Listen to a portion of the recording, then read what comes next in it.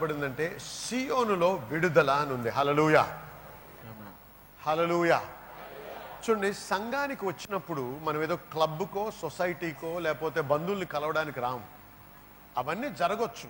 కానీ మనం ప్రాముఖ్యంగా వచ్చేది దేవునితో మనము సందర్శన కొరకు, ఒక ఎన్కౌంటర్ కొరకు. ఎప్పుడైతే మనము దేవుని సన్నిధిలోకి వస్తామో ఆశతో, ఎదురు చూపుతో, ప్రభువా నీ యొక్క సన్నిధి నా జీవితంలో ఉన్న బంధకాల నుంచి నన్ను విడుదల చేస్తాదనే నమ్మకంతో, విశ్వాసంతో ఎదురు చూస్తూ వచ్చిన ప్రతి వ్యక్తి కూడా ఖచ్చితంగా ఆశీర్వదించబడతాడు. హల్లెలూయా. కాబట్టి ఎప్పుడైనా సరే సంఘానికి వచ్చేటప్పుడు ఆశతో, తృష్ణతో రావాలి. అయ్యా, నీ దగ్గరికి నేను వచ్చినప్పుడు, సంఘానికి నేను వెళ్తున్నాను, ఎవరిని కలిసినా కలవకపోయినా మీ యొక్క సన్నిధి నాకు కావాలి, పరిశుద్ధాత్మ యొక్క తాకిడి కావాలి. ఏవైతే నన్ను బంధిస్తున్నాయో, అనారోగ్యం అవ్వచ్చు, చెడు అలవాటు అవ్వచ్చు, చెడు తలంపు అవ్వచ్చు, పీడ కలలవచ్చు, ఏది మనల్ని బాధిస్తున్నా, ఏది మనల్ని వేధిస్తున్నా, మనం ఇక్కడ చేరినప్పుడు దేవుడు ఏమన్నాడు, ఎక్కడైతే 2-3 నా నామంలో కూడి ఉంటారో అక్కడే నేను ఉన్నాను అన్నాడు దేవుడు. హల్లెలూయా. కాబట్టి దేవుని యొక్క సన్నిధి ఉంటది, ఖచ్చితంగా దేవుని యొక్క సన్నిధి ఉంటుంది. నేను దేవుని యొక్క సన్నిధి ఉంటుంది కాబట్టి నేను దేవుని అనుభవించగలను, ఆ విడుదల నాకు కలుగుతుందనే ఆశతో మనం ఎప్పుడైనా వచ్చినా, అటువంటి ఆశతో వచ్చినప్పుడే మనకి సంపూర్ణ విడుదల కలుగుతుంది. కాబట్టి మీకు ఎటువంటి శోధనున్నా, ఎటువంటి బంధకమున్నా, ఎటువంటి వేదనున్నా, ఎటువంటి ఇబ్బందున్నా, ఎటువంటి ఇరుకున్నా, సమస్తము నుంచి సియోనులో విడుదల కలదు. హల్లెలూయా. సియోనులో విడుదలే కాదు, సియోనులో పరిశుద్ధత ఉంటుంది అన్నాడు. హల్లెలూయా. కాబట్టి సంఘములో నువ్వు ఎప్పుడైతే చేర్చబడ్డావో, సంఘములో నువ్వు ఎప్పుడైతే యేసు ప్రభు శరీరంలో ఒక అవయవం అయ్యావో, ఎలాగయ్యావయ్యా నువ్వు? యేసు ప్రభు శరీరంలో నువ్వు ఎలాగ ఒక అవయవం అయ్యావు? నీవు ఆయన కార్చిన రక్తము ద్వారా నీ పాపములని కడగబడి, నీవు ఆయన్ని అంగీకరించడం ద్వారా నీవు యేసు ప్రభు యొక్క బిడ్డవయ్యావు. అందుకే మనము ఇప్పుడు పరిశుద్ధ జీవితము జీవించాలి. Hallelujah. The house of Jacob shall possess their possessions. యాకోబు సంతతి వారు వారి ఆస్తులను స్వాధీనం చేసుకునేది. హల్లెలూయా. See, మన పొజెషన్స్, మన స్వాస్థ్యం ఏమైందో, దేవుడు ఏదైతే మనకు చేకూర్చి పెట్టాడో అది మనము పొందగలము అని వాగ్దానం ఇస్తున్నాడు. గమనించండి, సియోనులో విడుదలుంది, సియోనులో దీవెన ఉంది, సియోనులోనే స్వాస్థ్యం ఉంది. కానీ దాన్ని పొందాలంటే పరిశుద్ధత అవసరం. చాలామంది క్రైస్తవులని పిలుచుకునేటువంటి వారు ఖచ్చితమైనటువంటి పాపంలో జీవిస్తున్నారు, పాపపు చేష్టలు చేస్తున్నారు, పాపపు విధానాల్లో జీవిస్తున్నారు. కానీ ఆలయానికి వచ్చినప్పుడు చేతులు పైకెత్తి దేవుని స్తుతించి భాషల్లో మాట్లాడుతున్నారు, ప్రార్థన చేస్తున్నారు కానీ ఫలితము లేదు, ప్రార్థన చేస్తున్నారు కానీ విడుదల లేదు. ఎందుకు తెలుసా? ఎప్పుడైతే మనం పాపానికి లోబడి అపరిశుద్ధతలో మనం జీవిస్తామో అప్పుడు సాతానికి మనం తావిచ్చి మన స్వాస్థ్యము నుంచి మనల్ని వేరు చేయడానికి వాడికి హక్కు ఇచ్చామన్నమాట. అందుకే నువ్వు ఎంత ప్రార్థన చేసినా, ఎంత గోజాడినా, నీవు తెలిసిన పాపంలో ముందుకు సాగినట్టయితే, పాపము నుంచి నువ్వు విడుదల పొందకపోతే, పాపము నుంచి నిన్ను నువ్వు వేరు చేసుకోకపోతే, పాపము వద్దు యేసయ్యా నాకు విడుదల కావాలని ఆశతో దీన్ని వదిలి పరిశుద్ధత కొరకు నువ్వు పాకులాడి పరిగెత్తినప్పుడే నీకు సంపూర్ణ విడుదల కలుగుతుంది, దేవుని యొక్క ఆశీర్వాదం కూడా నువ్వు పొందగలవు. హల్లెలూయా. కాబట్టి గమనించండి, అనేక మంది, ఎందుకంటే నేను పాస్టర్గా మేము కౌన్సిల్ కూడా చేస్తాం. కొద్దిమంది యవనస్తులు ఎలాగున్నారు తెలుసా? పాపపు సహవాసంలో బ్రతుకుతున్నారు, పెళ్ళి కాకుండానే పెళ్ళి అయిన దానికంటే అధ్వానంగా జీవిస్తున్నారు. పెళ్ళి అయినటువంటి వ్యక్తులు ఇంకోరితో తిరుగుతున్నారు. ఎక్కడండి? బయట కాదు, సంఘంలో అంటున్నాను నేను. యవ్వనస్తులు తల్లిదండ్రులు పండుకునే వరకు ఆగి పడుకున్న తర్వాత వెబ్సైట్లకి ఎతుకుతూ ఉంటారు. ఒక్కరు హల్లెలూయా అంటం లేదు. అంటే నేను వేరే వాళ్ళతో మాట్లాడుతున్నానో లేకపోతే నాకు తెలిసింది మీకు తెలియదో నాకు అర్థం కావడం లేదు. మాట్లాడండి. గుడికి మటుకు బైబిల్ పట్టుకుంటాం, హిమ్ బుక్ పట్టుకుంటాం, వస్తాం, పాటలు పాడతాం, ప్రార్థన చేస్తాం. ప్రార్థన కూటం అంటే పరిగెడతాం. కానీ పాపపు విధానం నుంచి మనము వేరుపట్టం లేదు. అందుకే ఇంత ఫ్రస్ట్రేషన్ ఉంది లోకంలో కాదు, అందుకే ఇంత ఫ్రస్ట్రేషన్ ఉంది క్రైస్తవుని జీవితంలో. ఒక పట్టు దేవుని ప్రేమిస్తున్నామన్నాం, ఇంకో పక్కన పాపాన్ని వదలలేకపోతున్నాం.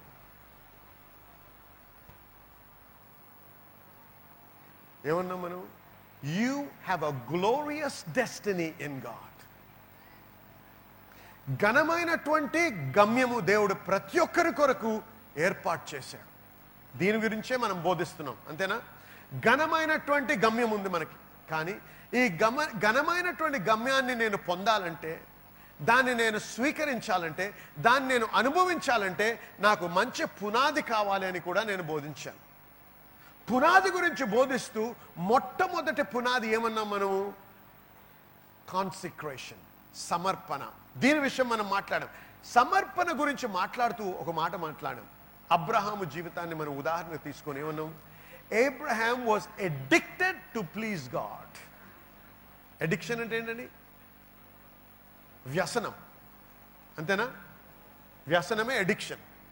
కానీ ఇది మంచి రకమైన వ్యసనం. దేవుణ్ణి తృప్తిపరిచి దేవుణ్ణి సంతోషపెట్టడం అనేది ఒక వ్యసనంగా మారిందంట అబ్రహాంకి. హల్లెలూయా. I know it's a dichotomy there, but you understand what I'm trying to say.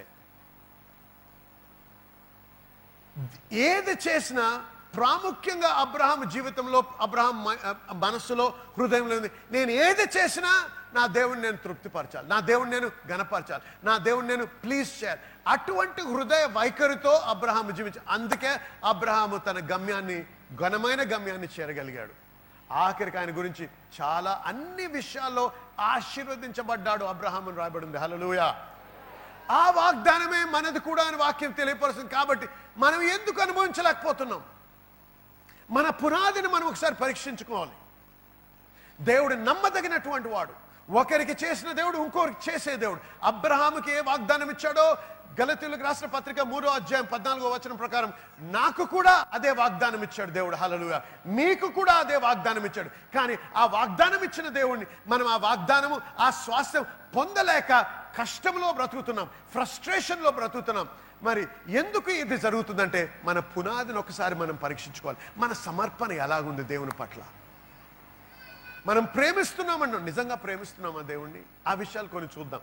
అయితే రెండో అంశానికి వచ్చాము ఇప్పుడు. ఈ రెండో అంశం ఏంటంటే నీతి అనే అంశం. కీర్తనలు 5వ అధ్యాయం 12వ వచనం. నేను ఇంగ్లీష్లో చదువుతూ దాన్ని తర్జుమా చేసుకుంటూ మాట్లాడుతాను. The lord will bless the righteous. దేవుడు నీతిమంతుణ్ణి దీవించుతాడు అని వాక్యంలో వ్రాయబడింది. With favour will he compass him as a shield. అంటే కృపతో, అంతేనా? కేడెముతో కప్పినట్లు నీవు వారిని దయతో కప్పెదవు. హల్లెలూయా. దేవుడు ఎవరినండి? గమనించండి, ఎవరిని దీవిస్తాడండి? నీతిమంతుడు. అందరు చెప్పాలి మరొకసారి. నీతిమంతుడిని దేవుడు దీవిస్తాడు. ఆయన్ని ఏమన్నాడు? కేడెముతో కప్పినట్లు దయతో కప్పుతాడంట. హల్లెలూయా. ఎవరినండి? నీతిమంతుడిని. చాలా జాగ్రత్తగా గమనించండి, ఎందుకంటే లాస్ట్కి వచ్చేటప్పటికి 3 డిఫరెంట్ స్క్రిప్చర్స్ చూస్తున్నాం. దాని తర్వాత ఒక స్టేట్మెంట్ చేస్తాను నేను. ఆ స్టేట్మెంట్ చేసిన తర్వాత మీకు ఈ కనెక్షన్ అంతా అర్థమవుతుంది. కానీ ముందుగా ఈ వాక్యాలు చూద్దాం. నీతిమంతుడిని దేవుడు దీవిస్తాడు అంటున్నాడు. హల్లెలూయా. ఇప్పుడు కీర్తనలు 112వ అధ్యాయం మొదటి 3 వచనాలు చదువుకుందాం. యెహోవాను స్తుతించుడి. యెహోవా యందు భయభక్తులు గలవాడు, ఆయన ఆజ్ఞలను బట్టి అధికముగా ఆనందించువాడు ధన్యుడు. Hallelujah. Blessed is the man that feareth the Lord. ఎవరిని దేవుడు దీవిస్తాడండి? ఎవరైతే దేవుని భయపడతాడు. ఏమనుంది? భయభక్తులు గలవాడు. ఎవరిని దీవిస్తాడండి దేవుడు? చెప్పాలి మళ్ళీ ఒకసారి. భయభక్తులు కలిగినటువంటి వాడు. దేవుని పట్ల భయము అంటే ఏంటి? దేవుని పట్ల భక్తి అంటే ఏంటి? ఇటువంటి వారిని దేవుడు దీవిస్తానన్నాడు. అయితే దీన్ని అర్థం చేసుకోవాలంటే ఆదికాండం 22వ అధ్యాయంలో వెళ్తే దేవుడు అబ్రహాముని తన ఏకైక కుమారుని ఇస్సాకుని బలి అర్పణగా ఇవ్వమని కమాండ్ చేశాడు. అబ్రహాము ఆలోచించలేదు, ఆర్గ్యూ చేయలేదు, దేవునితో ఏమాత్రం బాధపడలేదు. సరే అని చెప్పి ఇస్సాకుని తీసుకొని ఆ మొరియా కొండకి వెళ్ళి 12వ వచనంలో ఏముందంటే ఆయన్ని ఆ యొక్క బలిపీఠం మీద ఉంచి ఆయన చెయ్యి ఎత్తాడు. చేతిలో ఖడ్గం ఉంది. దేనికి? ఆయన నరకడానికి. అప్పుడు దేవదూత వచ్చి ఆయన చేతిని ఆపి ఏమన్నాడు తెలుసా? Abraham, now I know. తెలుగులో ఏముంది? ఏబ్రహాం, దీన్ని బట్టి నాకు తెలిసినది. దీన్ని బట్టి now I know that you fear God. చూడండి, ఇంగ్లీష్లో మనం సాధారణ టాక్ ఈజ్ చీప్ అంటాం. అవునా? అవునా? నేను ప్రశ్న, ఎంతమందికి దేవుడు అంటే ప్రేమ అండి? చెప్పండి. దేవుడిని ప్రేమిస్తారా మీరు? చేయొద్దండి. చూసారా? Talk is cheap. దేవుడు ఏమన్నాడు? అబ్రహాము, నేను నిన్ను ప్రేమిస్తున్నాను దేవా అని ఎప్పుడూ అంటా ఉన్నాడు. ఎందుకంటే ఎక్కడ వెళ్ళినా బలిపీఠం కడుతున్నాడు, దేవునికి అర్పణలు అర్పిస్తున్నాడు. కానీ ప్రతి వ్యక్తి ఎవరైతే దేవుని ప్రేమిస్తారో ఆ ప్రేమ పరీక్షించబడుతుంది. ఒక బ్రదర్ కూడా మరి తన లెక్చరర్ గా చేస్తున్నారు, మన ఆరాధనకి వస్తున్నారు. మరి తన మరో సంవత్సరం పైగా ఎలర్జీ ప్రాబ్లంతో, ఎలర్జీ అయినప్పుడు తనకి ముక్కు అంతా కూడా మరి బ్లాక్ అయిపోయి తన సరిగ్గా ఊపిరి పీల్చుకోలేకపోవడము, మరి డ్రాప్స్ వేసుకుంటేనే తిరిగి మళ్ళీ తనకి రిలీఫ్ రావడం అనేటువంటి పరిస్థితి గుండా ఉన్నారు.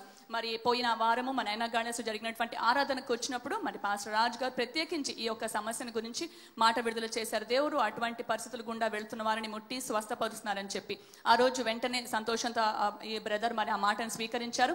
ఆ రోజు నుంచి కూడా తను పరీక్షించుకున్నప్పుడు తిరిగి మరలా ఏ విధమైన నేసల్ డ్రాప్స్ అవసరం లేకుండా సంపూర్ణంగా స్వస్థ పొందుకున్నారు, చక్కగా ఊపిరి పీల్చుకోగలుగుతున్నారు. దేవునికే సమస్త మహిమ కలుగును గాక. నీవు ఏది నాది అని ఎక్కువగా ప్రేమిస్తావో, వినండి జాగ్రత్తగా, నువ్వు ఏది నీ జీవితంలో ఎక్కువగా ప్రేమిస్తావో దాన్నే అడుగుతాడు దేవుడు. ఎందుకు అడుగుతాడు తెలుసా? ఎందుకంటే నువ్వు దేన్ని కూడా ఆయన కంటే ఎక్కువగా ప్రేమించకూడదు. నిజముగా నేను దేవుని భయభక్తులు గలవాడిని, దేవుని ఎదుట నేను భయభక్తులు గలవాడిని నేను ఎలా నిరూపించగలను? ఆయన ఏది అడిగినా అది ఇవ్వడానికి నేను సిద్ధంగా ఉండాలి. హల్లెలూయా. దేవుడు అడిగినప్పుడు అబ్రహాము కాదు అన్నాడా? ఆర్గ్యూ చేశాడా? లేకపోతే ఇది కాకుండా ఇంకేదన్నా ఇస్తానన్నాడా? లేదు. దేవా, నువ్వు ఏది అడిగితే అది నీకు, అందుకేమన్నా నౌ ఆయన ఇప్పుడు నాకు తెలుస్తుంది అన్నాడు దేవుని దూత. నీవు దేవుణ్ణి భయభక్తులతో నువ్వు ప్రేమిస్తున్నావు అని. హల్లెలూయా. అందుకే యేసుప్రభు అన్నాడు,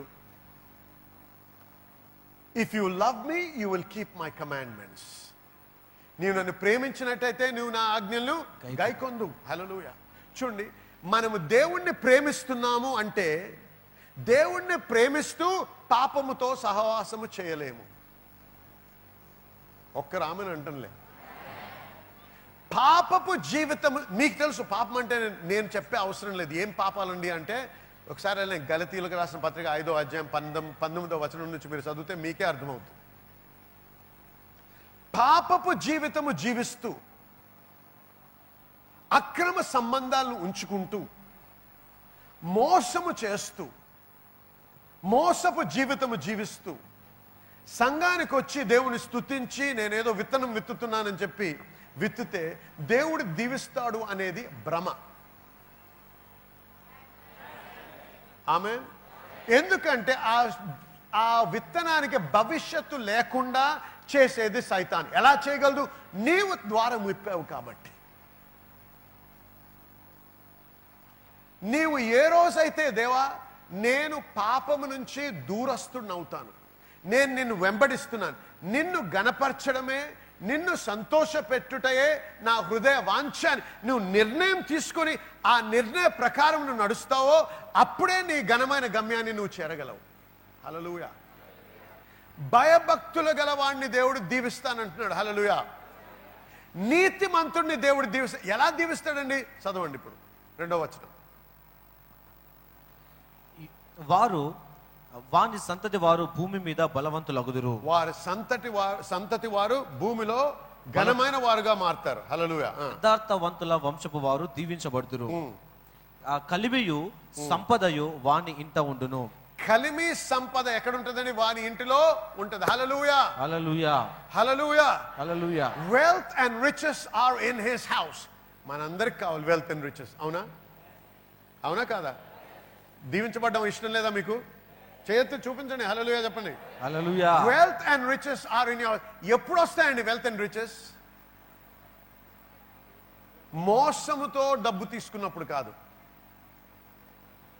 లేకపోతే లంచము తీసుకొని గొప్పోడు అవ్వడం కాదు. ఆమేన్. ఏమన్నా నేను ఇంగ్లీష్లో మాట చెప్తాను. You can be rich without being blessed. But you cannot be blessed without being rich.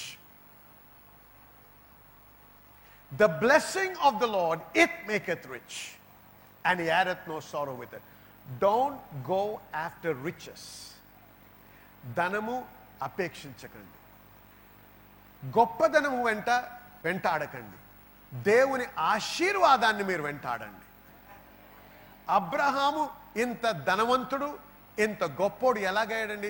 మొట్టమొదట డబ్బు ఇవ్వలేదు దేవుడు, ఆశీర్వాదం ఉంచాడు. ఆ ఆశీర్వాదమే ఆయన గొప్పదనానికి కారణమైంది. హల్లెలూయా. కాబట్టి దేవుని ఆశీర్వాదం నాకు కావాలంటే, దేవుని యొక్క కృప నా మీద ఉండాలంటే, నా ఇంట్లో ఐశ్వర్యం ఉండాలంటే, నా ఇంట్లో ధనం ఉండాలంటే నేనేం చేయాలి? దేవుని యొక్క ఆశీర్వాదాన్ని నేను వెంటాడాలి. ధనాన్ని వెంటాడవద్దు. ధనాన్ని వెంటాడితే ధనం రావచ్చు. అనేక మంది యేసు ప్రభు ఎరగనటువంటి వారు గొప్పవారు ఉన్నారు ధనములో. కానీ వాటితో పాటు కావలసినటువంటి ప్రశ్నలు, వాటికి కావలసినటువంటి కష్టాలు అన్నీ కూడా ఉన్నాయి. ఎప్పుడైతే దేవుడు దీవిస్తాడో, దేవుని దీవెనతో కష్టం అనేది ఉండదు. హల్లెలూయా. The blessing of the Lord, it maketh rich, and he addeth no sorrow with it. You can be rich and not be blessed, but you cannot be blessed and not be rich. Amen. ఇప్పుడు ఇంకో వచనం చూద్దాం.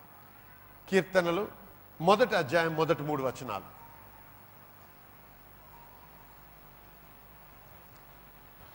దుష్టుల ఆలోచన చొప్పున నడువక, పాపుల మార్గమున నిలువక, అపాసులు కూర్చుండి చోటను కూర్చుండక, యెహోవా ధర్మశాస్త్రం నందు ఆనందించుచు దివారాత్రము దానిని ధ్యానించువాడు ధన్యుడు. అతడు నీటి కాలువల యొరను నాటబడినదై ఆకు వాడగా తన కాలమందు ఫలమునిచ్చు చెట్టు వలె ఉండును. అతడు చేయునదంతయు సఫలమగును. హల్లెలూయా. అతడు చేయునదంతయు సఫలమగును. అతడు చేయునది అంతయు, కొద్దిగా కాదు, అంతయు సఫలమగును. హల్లెలూయా. అది మీ అనుభవం కావాలని ఆశ ఉందా లేదా మీకు? అంతేనా? మనకు ఆశ ఉంది. నా అనుభవం కూడా నేను దేని యందు నేను చేయి ఉంచుతానో అది ఆశీర్వదించబడాలనేటువంటి ఆశ ప్రతి ఒక్కరికి ఉంటుంది. కానీ ఎప్పుడు జరుగుతుందండి ఇది? ఎప్పుడైతే నేను దేవుని యొక్క ఆజ్ఞలను, I delight in the law of the lord and the law does he meditate day and night. ఎప్పుడైతే దేవుని యొక్క వాక్యాన్ని నేను దివారాత్రములు ధ్యానిస్తానో, అంటే అర్థం ఏంటి అంటే, ఈ వాక్యము, దేవుని యొక్క వాక్యమును నా తలలో, నా హృదయంలో ఉంచుకోవాలి. ధ్యానిస్తూ ఉన్నప్పుడు ఎటువంటి ఆపర్చునిటీ, అవకాశం వచ్చినా, ఎటువంటి అవకాశం, ఒక నిర్ణయం తీసుకోవాలనే అవకాశం వస్తుంది. ఆ నిర్ణయం నేను వద్దనాలా, కావాలనాలా, తీసుకోవాలా, తిరస్కరించాలా, వెళ్ళాలా, వెళ్ళకూడదా, ఇటువంటి నిర్ణయాలు చేయాల్సిన సమయం వచ్చినప్పుడు దేవా మాట్లాడు అని ప్రార్థన చేస్తూ ఉంటాం. కాదు, ఈ దేవుని వాక్యాన్ని మనం గమనిస్తూ ధ్యానిస్తూ ఉన్నప్పుడైతే, ఎప్పుడైతే మనం ఈ యొక్క ఆపర్చునిటీ, ఎప్పుడైతే ఈ యొక్క అవకాశం, ఎప్పుడైతే ఇటువంటి పరిస్థితి ఏర్పడుతుందో, అది దాని ద్వారా మనం ఫిల్టర్ చేసి ప్రాసెస్ చేస్తామో, అప్పుడు మనము దేవుని చిత్త ప్రకారం నడిచే వారిగా మనము మార్చబడగలం. హల్లెలూయా. అప్పుడు మనము నీటి కాలువ యోరున నాటబడిన చెట్టు వలె ఉండి, కాలమందు ఫలమిస్తూ, ఆకు వాడినటువంటి చెట్టుగా ఉండి, మరి మనము చేయుదంతయు కూడా సఫలమగును. హల్లెలూయా. చూసారా? నీతిలో బ్రతకాలి, దేవుని భయభక్తులతో బ్రతకాలి, దేవుని వాక్యములో బ్రతకాలని వాక్యం రాస్తా ఉంది. అయితే ఏంటంటున్నానంటే, దీని అంతటికీ నేను ఇవన్నీ ఎందుకు చూపించానని ఒక స్టేట్మెంట్ కొరకు ఇంగ్లీష్లో చదివి అప్పుడు తెలుగులో మాట్లాడు. It's not your cries, it's not your weeping, it's not your groaning and that gets the job done. అంటే ప్రార్థనలు, నీ వేదన, నీ ఉపవాసాలు, దీని వలన ఆ యొక్క విషయం జరగదు. కానీ it is your covenant repositioning that qualifies you to possess your possessions, which includes your glorious destiny. అంటే నీ స్థాయిని నువ్వు సరిదిద్దాలి. హల్లెలూయా, హల్లెలూయా.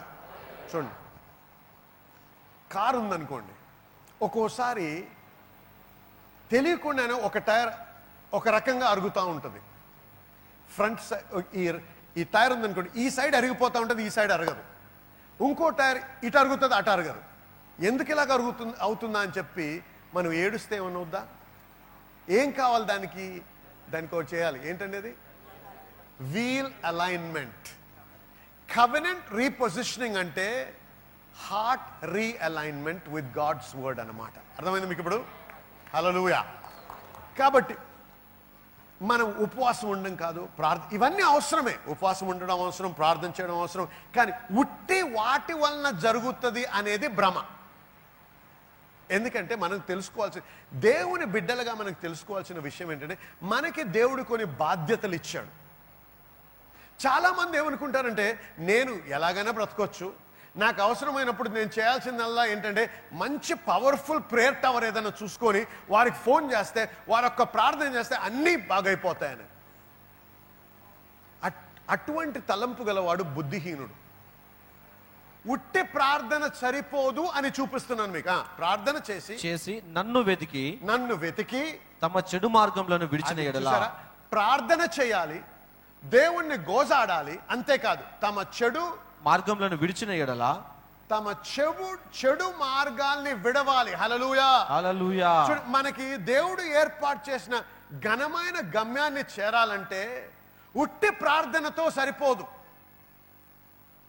రీఅలైన్మెంట్ కావాలి, కవెనెంట్ రీపొజిషనింగ్ కావాలంటే మన చెడు విధానాలు, పాపపు విధానాలు, పాపపు తలంపులు, పాపపు అలవాట్ల నుంచి మనము కరెక్షన్ పొందాలి. మన పొజిషన్ మనము సెట్ చేసుకున్నప్పుడే అప్పుడు దేవుడు మీ ప్రార్థన ఆలకిస్తానంటున్నాడు. హల్లెలూయా. కాబట్టి ఉట్టి ప్రార్థన చేస్తూ, అనేక మంది ప్రార్థన చేస్తూ, కనపడ్డ ప్రతి ఒక్కరిని కూడా ప్రార్థన చేయండి బ్రదర్, ప్రార్థన చేయండి సిస్టర్ అనగానే జరిగిపోద్దని అనుకునేది అది భ్రమ. మీ మార్గాలు సరిదిద్దుకోకపోతే ప్రార్థనలకి జవాబు ఉండదు. హల్లెలూయా. యెషయా గ్రంథం 59వ అధ్యాయం మొదటి 2 వచనాలు చదువు. రక్షింప నేరక ఉండునట్లు యెహోవా హస్తము కురుచ కాలేదు. దేవుని హస్తము కురచ కాలేదు. విననేరక ఉండునట్లు ఆయన చెవులు మందము కాలేదు. ఆయన చెవులు మందము కాలేదు, ఆయన చెయ్యి కురచ కాలేదు. ఏమండి, అడ్డం ఏమొస్తుందండి? ఏదో ఒకటి అడ్డంగా వస్తుంది. మీ ప్రార్థన కాదు. ఈ గోడ ఎలా నిర్మించబడ్డది? ఆ పాపం అనే దాని ద్వారా గోడ నిర్మించబడ్డది. ఈ పాపము గురించి ఈ అలైన్మెంట్, ఈ రీపొజిషనింగ్ కాకపోతే ఏ రీపొజిషనింగ్ గురించి? నీతి అనేటువంటి స్థితి గురించి మాట్లాడుతున్నాం. హల్లెలూయా. నీతిమంతులను దీవిస్తానన్నాడు దేవుడు. నీతిమంతుడు భయభక్తులతో బ్రతికినప్పుడు వాడు దీవించబడతాడని. నీతిమంతుడు భయభక్తులతో బ్రతికినప్పుడు వాడి ఇంటిలో ధనము మరి కలిమి కలుగునని దేవుని యొక్క వాక్యంలో ఉంది. హల్లెలూయా. కాబట్టి ఈ విషయం గురించి మనం కొద్దిగా తెలుసుకుందాం ఇవాళ. అందరు చెప్పండి, రైచియస్నెస్. ఇది ఎలా పొందాలి?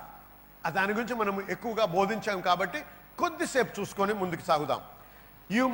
దీన్ని నేను పొందగలను అనేటువంటి విశ్వాసం నాకు ఉండాలి. నేను ఇది పొందగలను. It is obtainable. చూడండి, ఏదైనా సరే దేవుని రాజ్యంలో ఉన్నది పొందాలంటే విశ్వాసము ద్వారానే మనము పొందగలము. హల్లెలూయా. రోమీయులకు రాసిన పత్రిక 5వ అధ్యాయము 17వ వచనములో ఈ నీతి అనే అంశం గురించి రాస్తూ ఏమన్నాడంటే, ఇది దేవుడు ఇచ్చు బహుమతి. It's a gift of God అని ఉంది. హల్లెలూయా. నీతి అనేది మనము సంపాదించుకోలేము. నీతి అనేది మన కృషి చేత మనము పొందలేము. ఇది ఒక బహుమతి. అయితే రోమీయులకు రాసిన పత్రిక 3వ అధ్యాయము 22వ వచనము 28వ వచనం కూడా ఏమనుందంటే, మన విశ్వాసము, యేసుక్రీస్తు యందు విశ్వాసము ద్వారానే మనము నీతిమంతులుగా ఎంచబడతాము. హల్లెలూయా. మా ప్రోగ్రామ్ చూస్తున్నటువంటి వ్యూవర్స్ నుంచి మరి చాలామంది వారి వైవాహిక జీవితంలో ఎదుర్కొన్నటువంటి సమస్యల గురించి కూడా ఫోన్లు చేస్తున్నారు, ప్రార్థన చేయమని, అలాగే ఉత్తరాలు కూడా వ్రాస్తున్నారు. మరి మీ యొక్క వైవాహిక జీవితము గురించి కూడా ప్రార్థన చేయాలని నా యొక్క ఆశ. ప్రార్థన చేయకముందు కొన్ని విషయాలు. ఒకటి ఏంటంటే, ఏదైతే దేవుడు జతపరిచాడో అది ఏ మనుషుడు కూడా వేరు చేయకూడదు అని వాక్యంలో ఖచ్చితంగా వ్రాయబడి ఉంది. కాబట్టి వాక్యానుసారంగా జీవించే బిడ్డలుగా ఉండాలి. ఎప్పుడైనా దేవుడు మన ప్రార్థన ఆలకించాలంటే వాక్యానికి విధేయత చూపించాలి. వాక్యానికి విరుద్ధంగా జీవిస్తూ దేవా నన్ను దీవించు, నన్ను ఆశీర్వదించు, నా యొక్క వైవాహిక జీవితాన్ని దీవించు అంటే పనిచేయదు. కాబట్టి మన జీవితం ఒకసారి దేవుని యొక్క వాక్యానుసారంగా ఉందా లేదా పరీక్షించుకుంటూ మరి సరిదిద్దుకుంటూ మనం ప్రార్థన చేసినట్టయితే ఖచ్చితంగా దేవుడు మనల్ని దీవిస్తాడు. అలాగే మరి భార్యలైన వారు భర్తల్ని ప్రోత్సహించండి. వారిని ఊరికే నాగ్ చేయదు, వారికి ఊరికే దెప్పినట్టు మాట్లాడకూడదు. అలాగే భర్తలు భార్యని ప్రేమించాలి. ఎందుకంటే దేవుడు జతపరచాడని మర్చిపోకండి, మనుషులు జతపరచలేదు. ఒకసారి మీరు అవును అని అన్నారు దేవుని ఎదుట, దేవుని బిడ్డల ఎదుట. కాబట్టి ఏది కూడా, ఏ శక్తి కూడా, ఏ మానవుడు కూడా, ఏ సాతాను కూడా మిమ్మల్ని విడదీయకూడదు. అది దేవుని వాక్య ప్రకారం. కాబట్టి నా ప్రార్థన మీరు ఆశించినట్టయితే మీ యొక్క వైవాహిక జీవితంలో ఆశీర్వాదం కావాలంటే ఇప్పుడు ప్రార్థన చేద్దాం. నాతో పాటు ఏకీభవించండి, మరి ప్రార్థన చేద్దాం. మీ చెయ్యి మరి టెలివిజన్ తట్టు చాపండి. భార్య భర్తలు ఇద్దరు కలిసి చేయండి. ప్రభా మీకు స్తుతి చెల్లిస్తున్నాం నాయన, మీకే మహిమ కలుగును గాక. మరి యొక్క ప్రభా ఈ బిడ్డల కొరకు ఎవరెవరైతే ప్రభా వివాహంలో, వైవాహిక జీవితంలో మనస్పర్ధల ద్వారా, లేకపోతే ఆర్థిక విషయాల ద్వారా, లేకపోతే అత్తమామల విషయం ద్వారా ఏదైతేనేంటి ప్రభా వీటి వలన వారు ఎదుర్కొనే సమస్యల గురించి ప్రార్థిస్తున్నాం. ప్రభా ఎవరినైతే మీరు జతపరిచారో ఏ మనిషి కానీ, ఏ శక్తి కానీ, ఏ సాతాను కూడా విడదీయకుండా మీరే కాపాడమని, ఈ యొక్క వివాహాన్ని మీరు బలపరచమని ప్రార్థిస్తున్నాం. ఏ రకమైన ఇబ్బంది ఉన్నా, ఏ రకమైన ఆటంకం ఉన్నా అవన్నీ కూడా తొలగిపోవును గాక. యేసు నామములో వాటిని గద్దిస్తున్నాను ప్రభా. ప్రతి విధమైన దుష్ట శక్తి ఏదైతే ఈ వివాహానికి ఎదురుగా పనిచేస్తున్నారో వాటిని యేసు నామములో ఇప్పుడే బంధిస్తున్నాను ప్రభా. వారికి విడుదల కలిగించి మరి ఒకరి పట్ల ఒకరికి మంచి ప్రేమను అనుగ్రహించండి. మొట్టమొదట ఎప్పుడైతే వివాహం చేసుకున్నారో అప్పుడు ఎటువంటి ప్రేమ ఉండిందో తిరిగి అటువంటి మొదటి ప్రేమ ఒకరి పట్ల ఒకరికి అనుగ్రహించండి. అలాగే పిల్లల విషయంలో కూడా ప్రభా వారిని దీవించండి, ఆశీర్వదించండి ప్రభా. మరి వాక్యానుసారంగా చూసినట్టయితే ఎవరు కూడా గొడ్రాలుగా ఉండరని మీరు వాగ్దానం చేశారు. ఎవరికైనా పిల్లలు లేని స్థితిలో ఉన్నందుకు భర్తల వలన కానీ ఇతరుల వలన కానీ వారు హింసించబడుతున్నట్టయితే వారి మొరను వినండి ప్రభా. వారి గర్భం విప్పబడును గాక. యేసు నామములో ఇప్పుడే ప్రభా మీ వాక్యంను ఆధారపడి మరి ప్రార్థిస్తున్నాం ప్రభా. అటువంటి ప్రతి గర్భము కూడా ఇప్పుడే విప్పబడును గాక యేసు నామములో ప్రభా. ఇటువంటి వారికి మీరు గర్భ ఫలమును అనుగ్రహించండి నాయన, మీకు స్తోత్రం. ప్రతి విధమైనటువంటి ఈ యొక్క మనస్పర్ధల నుంచి, ఇటువంటి అవకతవకల నుంచి మీరే విడిపించమని, ఆశీర్వదించమని యేసు నామములో ప్రార్థిస్తున్నాము తండ్రి. ఏకీభవించిన వారు, నమ్మిన వారు ఆమేన్ అని నాతో పాటు ఆమేన్. దేవుడు మిమ్మల్ని దీవించి మీ వైవాహిక జీవితంలో ఎంతగానో ఆశీర్వదిస్తాడు. నమ్మండి, మరి దేవుని విశ్వసించండి, దేవుని గణపరచండి. ఆమేన్.